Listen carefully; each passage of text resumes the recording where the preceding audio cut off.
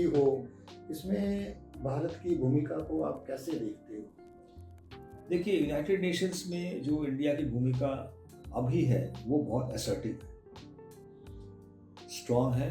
India अपनी बात रखता है, इंडिया अपनी बात मनवाता है। इम्पॉर्टेंट रेजोल्यूशंस जो यूएन में साइन होते हैं या अडॉप्ट होते हैं उसमें अपनी बहुत बड़ी भूमिका निभाता है।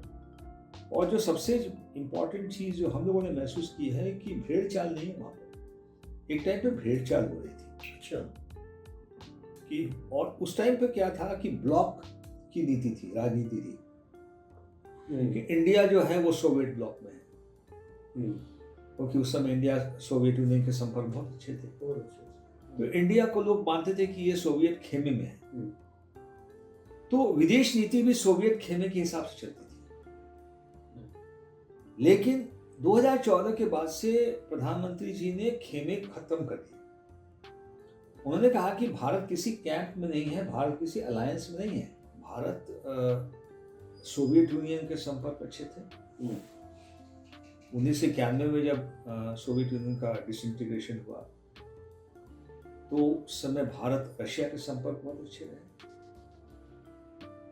लेकिन अभी क्या हुआ है 2014 से, जो कि अटल जी के टाइम पे शुरू हो गया था प्रोसेस, कि भारत ऐसा नहीं है कि रशिया की हर बात भारत मानेगा, नहीं। उस समय रशिया की हर बात भारत मानता था या मानने को मजबूर था, क्योंकि कई तरह के दबाव भी थे उस समय। तो दबाव में आकर यदि विदेश नीति होती है तो विदेश नीति असफल होती है। अभी क्या है कि बिना किसी दबाव के भारत की विदेश नीति चल रही है। कोशिश बहुत हुई प्रधानमंत्री जी नरेंद्र मोदी जी के आने के बाद से कि भारत को किसी न किसी कैंप में, अलायंस में शामिल किया जाए। तो किसी आप अलायंस में यदि शामिल होते हैं, उस तरीके के अलायंस में जहां पर कि आप पे दबाव रहता है, तो आपको एक जूनियर पार्टनर का दर्जा दिया जाता है। वहां पर आप पर दबाव पड़ता है और आप उस दबाव में अंदर ही अंदर थोड़ा सा अपना कॉम्प्रोमाइज करते हैं। जो विदेश नीति वो प्रधानमंत्री जी ने एक झटके में खत्म कर दिया। उन्होंने कहा कि रशिया दोस्त है, पुराना है, हमारे साथ खड़े रहते हैं, उसके लिए हम उनका धन्यवाद करते हैं। लेकिन इशू बेस्ड डिप्लोमेसी, इसको हम लोग कहते हैं, कि यदि हमारा इंटरेस्ट कहीं है, हमारी कहीं रुचि है, कहीं हमारी इम्पोर्टेंस है, उसको हम कॉम्प्रोमाइज नहीं करेंगे, चाहे कोई भी। ये चीज हमने अपने पार्टनर्स को बतानी शुरू करी कि भाई देखिए, इस पॉइंट पे इंडिया का रुख है। इंडिया का जो रुख है वो स्पष्ट नहीं होता था पहले। अलग अलग मुद्दों पे इंडिया अपना रुख नहीं रख पाता था। अभी क्या है कि इंडिया अपना रुख रखता है, अपनी पोजीशन रखता है, उस पर कायम रहता है। खाली पोजीशन बताना नहीं है, उस पर कायम रहना है। वो एक हम लोगों ने महसूस किया कि एज डिप्लोमैट्स, यदि आपके पास स्टेट का या प्राइम मिनिस्टर का सपोर्ट है कि हाँ आपने ये बात बताई, हमने कन्वे किया, हम उस पर अड़े हुए हैं, हमको आप हिला नहीं सकते, क्योंकि ये नीति जो है वो प्रिंसिपल के ऊपर आधारित है। तो ऐसा नहीं है कि लोगों ने, कंट्रीज ने कोशिश नहीं की हमें हिलाने की, हमें दबाने की, हमें नीचा दिखाने की, बट वहां पे प्रधानमंत्री ने स्पष्ट कर दिया कि ये दूसरा भारत है, ये वो भारत नहीं है, ये भारत बदल चुका है। वो हम लोग 2014 से 2025 अभी है, हम लोग महसूस कर पा रहे हैं कि भारत कैसे बदला है, भारत क्यों बदल रहा है या भारत को क्यों बदलना चाहिए, ये जवाब हमारे पास थे। भारत कैसे बदलेगा ये जवाब ना कोई देता था, यदि कोई सोचता था तो उसकी बात दबा दी जाती थी। आज के दिन में जो पॉलिसी डिसाइड होती है, यदि आप उसको गौर से देखें तो वो इंडिया का जो रुतबा है, इंडिया की जो इमेज है, पोजीशन है, वो कहीं कॉम्प्रोमाइज़ नहीं होती। इसीलिए यूनाइटेड नेशंस के कई रेजोल्यूशंस में हमने या तो अपोज किया, जहां हमारे दोस्त चाहते थे कि हम सपोर्ट करें, या एक बहुत इंपॉर्टेंट वहां पे एक क्लॉज होता है एब्सटेन करने का। एब्सटेन किया, बहुत बार किया, काफ़ी जगह एब्सटेन किया। इवन रशिया यूक्रेन का जो की लड़ाई जो चल रही है वहाँ पे एब्सटेन कर रहे हैं। तो उम्मीद क्या होती है कि रशिया भी चाहता है कि हम उसको सपोर्ट करें, यूक्रेन भी चाहता है हम उसको सपोर्ट करें, दोनों को सपोर्ट तो आप कर नहीं सकते। तो आप एब्सटेन करते हो। एब्सटेन करना भी अपने आप में एक नीति है कि आप कुछ चीज़ों से सहमत नहीं हैं और आप कुछ चीज़ों के को सपोर्ट नहीं कर सकते, तो आप क्या करते हैं, आप एब्सटेंशन करते हैं, जो कि आपके रुख को दर्शाता है। एब्सटेंशन भी दर्शाता है। और यदि कोई आपका दोस्त कहता है कि इसको हम लोगों ने मूव किया है, तो आप हमारे पुराने मित्र हो, इसको आप सपोर्ट करो, तो वहाँ पे हम लोग उसको वो काम नहीं करते यदि वो हमारे हितों में नहीं है। और यदि हम सपोर्ट करते हैं या समर्थन करते हैं तो हम किसी खेमे में चले जाते हैं। तो वो एक नीति जो प्रधानमंत्री ने अपनाई, वो एक बहुत फंडामेंटली डिफरेंट नीति थी कि हमें किसी भी कैंप के साथ अपने आप को आइडेंटिफाई नहीं करना है। इसका मतलब ये हुआ कि 2014 से पहले अब जैसे डिप्लोमेट जो हैं उनका भी दम घुटता होगा जब जो मैं आपकी बातें सुन रहा हूँ, और इसमें मुझे लग रहा है कि भी जो चीज़ें अब 2014 के बाद बदली हैं उसमें आप लोग जितने भी डिप्लोमेट्स हैं, ज़्यादातर लोग तो बड़े संतुष्ट हैं, बड़े खुश हैं कि नहीं ये चीज़ें होनी चाहिए, हिंदुस्तान का अपना दबदबा बनना चाहिए। अब इस बदलते भारत में आपने देखा कि एक तरफ हम पड़ोसियों की बात करते हैं, India Pakistan, Pakistan China, Russia China, Pakistan America, इतने बड़े सिस्टम में हिंदुस्तान की जो कूटनीति है वो कैसे बैलेंस करती है? देखिए, इंडिया रशिया के जो संबंध है उसके बारे में हमने आपको बताया, वो एक जिसको कहते हैं ऑल वेदर फ्रेंडशिप, वो ना बदला है। उसके कुछ एस्पेक्ट्स में माइनर चेंजेस आए, जो कि चेंजेस हमारे फेवर में हमने करने की कोशिश की। रशिया, हम ये नहीं चाहते कि रशिया हम एक्सप्लॉइट करें, या रशियन जो डिप्लोमेसी है या जो फॉरेन पॉलिसी है या जो उसकी नीति है वो भारत पे कोई दबाव डाले। तो हमने ऐसी स्थिति पैदा की है, और स्पेशली आपने राष्ट्रपति पुतिन की यात्रा का जिक्र किया, तो वहाँ पे बहुत अच्छे संपर्क है प्रधानमंत्री जी से, पर्सनल रिलेशंस भी हैं, डिप्लोमेटिक रिलेशंस हैं, पॉलिटिकल रिलेशंस हैं, अंडरस्टैंडिंग है, देश विदेश में क्या हो रहा है उसकी समझ है। हम दोनों कंट्रीज जब प्रधानमंत्री लेवल पे मिलते हैं तो उनकी आलोचना होती है, चर्चा होती है, और एक मध्यम जो मार्ग है, या जो रूस जो सोचता है, भारत जो सोचता है, उसमें काफ़ी समानता है। तो वो संबंध अलग है रशिया से। पाकिस्तान इंडिया के संपर्क जो हैं वो मुश्किल है, क्योंकि जिस कंट्री का एजेंडा जो है वो टोटली एंटी इंडिया हो, या इंडिया को ध्वस्त करने का हो, इंडिया को पराजित करने का हो, वहाँ पे बैलेंस नहीं होता, वहाँ पे जवाब होता है।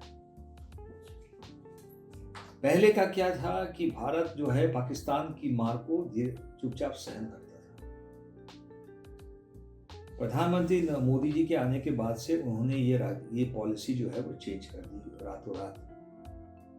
उन्होंने कहा कि जैसे वो कहते हैं कि घुस के मारेंगे, तो ये घुस के मारेंगे आर्मी वाली बात भी है, कूटनीति वाली बात भी है।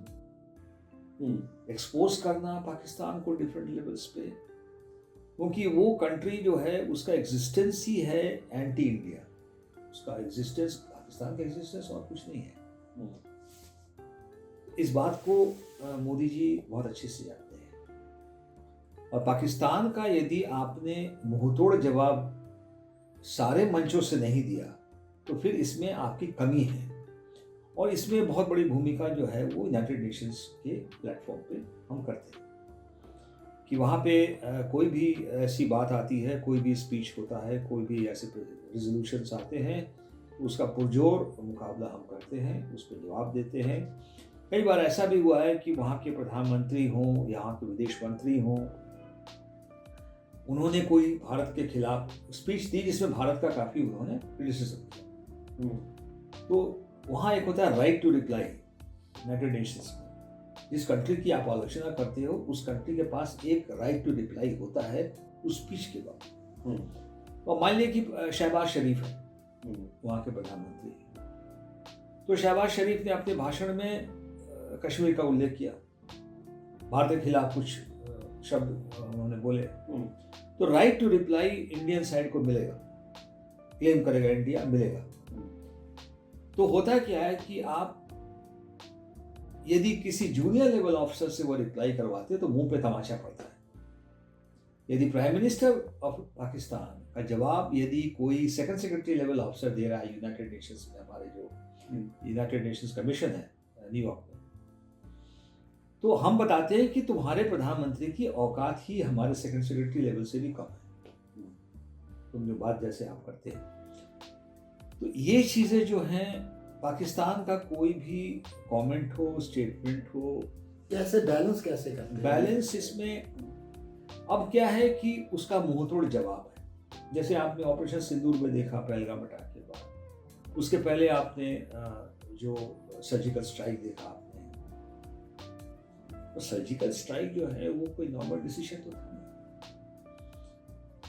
शत्रु के घर में घुसकर उसको और काफी दूर तक टेरिटरी में जाकर मारना, उनको हताहत करना और सही सलामत एक भी सोल्जर बिना खोए हुए वापस आना अपने आप में एक बहुत बड़ा काम है। और आपने यदि उसको ध्यान से उस पूरी घटना को देखा होगा तो पाकिस्तान उसके बारे में कुछ कह नहीं पाया।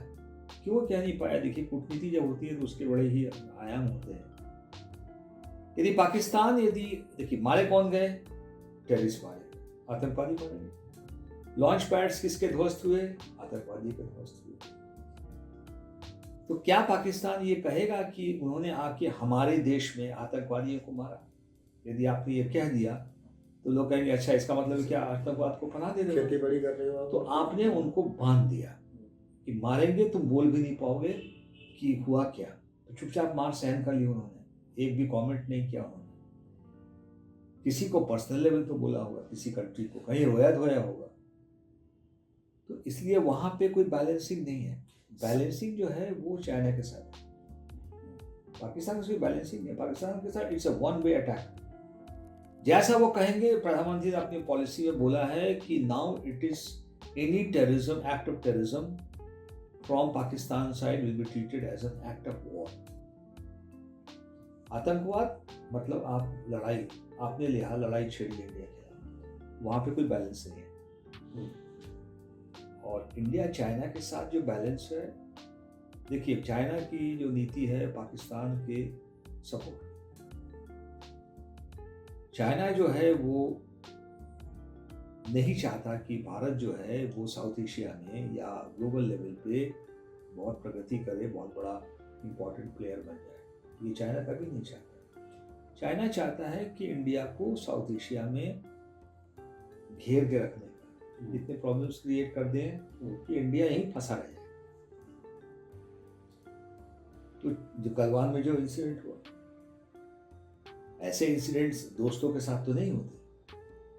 यदि आपकी इतनी ही दोस्ती है तो चाइना के साथ दोस्ती करना इज नॉट पॉसिबल। चाइना के साथ आप एक बेसिक लेवल पे चलते हैं, लेकिन गलवान इंसिडेंट के बाद इंडिया ने जो स्टेप लिया, जो उसके थ्रू से, तो उसने चाइना को ग्लोबल लेवल पर भी बताया कि चाइना हो या अमेरिका हो या पाकिस्तान, जो आंख उठा के देखेगा उसका हम जवाब उसी तरीके से देंगे। हम किसी से कम नहीं है। अच्छा, सर्जिकल स्ट्राइक हो चाहे ऑपरेशन सिंदूर हो, इसके अंदर से कुछ खामियां तो रही होंगी, उसके लिए कुछ नहीं। इसमें ये दोनों जो ऑपरेशंस थे वो हाईली सक्सेसफुल थे। सर्जिकल स्ट्राइक 100% सक्सेसफुल था, जो पर्पस उसका था वो अचीव किया उन्होंने। ऑपरेशन सिंदूर का जो पर्पस था टेररिस्ट लॉन्च पैड्स को डिस्ट्रॉय करना, उसके पहले जो एयर स्ट्राइक्स हुए थे, जब अभिनंदन को जब उन्होंने पकड़ा था वहाँ पे, उसका फ्लाइट जो एयरक्राफ्ट वहाँ पे ध्वस्त हुआ था,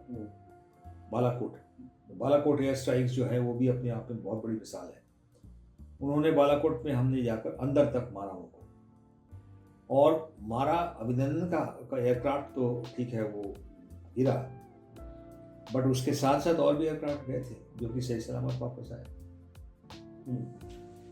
तो इसीलिए या तो सर्जिकल स्ट्राइक हो या बालाकोट एयर स्ट्राइक हो या ऑपरेशन सिंदूर हो, जो भी पर्पस था। ऑपरेशन सिंदूर में बहुत इंपॉर्टेंट टेररिस्ट मारे गए हैं, जिसमें जैश ए मोहम्मद जो मसूद अजहर हैं, उनके भाई और उनकी फैमिली सारी उसमें मारी गई हैं, and they have accepted it. तो टेररिस्ट यदि एक्सेप्ट करते हैं कि हाँ हमारे लॉन्च पैड्स ध्वस्त हुए हैं, जब वहाँ अंदर से तस्वीरें जब ग्लोबल सोशल मीडिया पे जब आनी शुरू हुई, तो जिसको कई लोग उसका प्रूफ मांगते हैं तो उनको प्रूफ दे दिया, और कोई अंदर से कहता है कि हाँ हाँ ये नुकसान हुआ है और इंडियन फोर्सेस, इंडियन एयरफोर्स की वजह से, तो वो एक मैसेज था।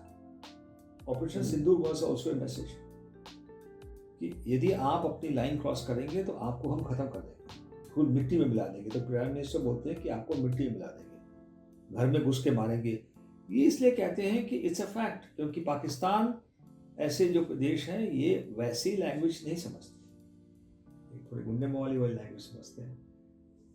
तो एज डिप्लोमेट्स भी हम इसको उसी तरीके से डील करते हैं विदेश नीति को, कि वहाँ कोई कॉम्प्रोमाइज नहीं है और हम फ्रंट फुट पे लड़ते हैं।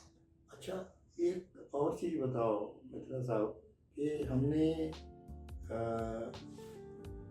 इकॉनमी में ही सुधार करना है, इकॉनमी में भी हमने सुधार करना है, देश के हितों की रक्षा भी करनी है, विदेशी निवेश भी लाना है, क्योंकि इकॉनमी तभी बढ़ेगी जब विदेशी निवेश लाएंगे, तो देश के हितों की रक्षा भी करनी है। इस तरीके से डिप्लोमेट अपना तरीके से कैसे काम करती है?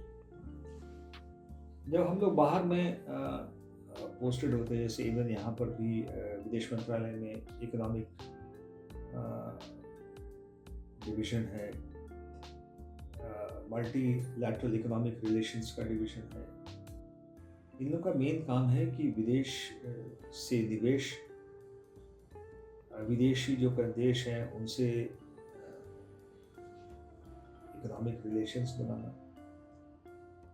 इसके अलावा जब हम लोग बाहर में पोस्टेड होते हैं, विदेश में पोस्टेड होते हैं, तो वहाँ कमर्शियल सेक्शन होता है, हर एम्बेसी में कमर्शियल सेक्शन होता है, जो कि इन्वेस्टमेंट के बारे में लोकल बिजनेसमैन से बातचीत करता है। जैसे कॉन्फेडरेशन ऑफ इंडियन इंडस्ट्री है, फिकी है, इनकी मीटिंग्स कराते हैं, इनसे बात कराते हैं। वहाँ पे B2B मीटिंग्स होती है, बिजनेस ट्रांजैक्शंस की मीटिंग होती है।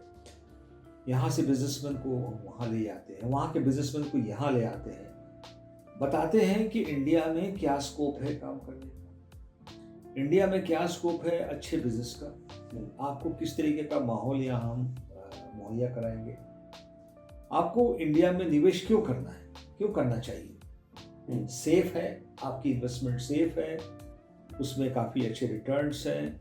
जैसे मेक इन इंडिया कैंपेन है, तो आप यहाँ पे आके मैन्युफैक्चर करिए, उसका एक एडवांटेज भी मिलता है। बिजनेस एश्योर्ड है, इन्वेस्टमेंट एश्योर्ड है। कोई भी कंट्री, कोई भी इंसान यदि अपना पैसा लगाता है कहीं पे, तो सबसे पहले देखता है कि उसका इन्वेस्टमेंट सिक्योर है।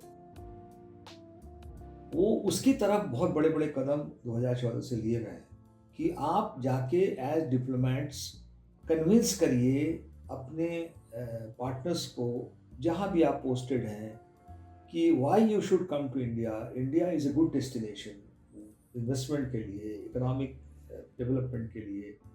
नेचुरली आपके यहाँ जब बिजनेस आएगा तो आपके लोगों का भला होगा, एम्प्लॉयमेंट जनरेशन होगी। वो यदि फैक्ट्री यहाँ पे लगाता है, उसमें आके लोग काम करेंगे, आपको एम्प्लॉयमेंट जनरेशन जो होगा तो कंट्री का ग्रोथ भी बढ़ेगा। तो ये फैक्टर्स, ये ब्रीफिंग दी जाती है जब हम पोस्टिंग पे जाते हैं, और हम उसी हिसाब से वहाँ पे जाके अपना काम करते हैं। तो ये इम्पोर्टेंट चीज़ है।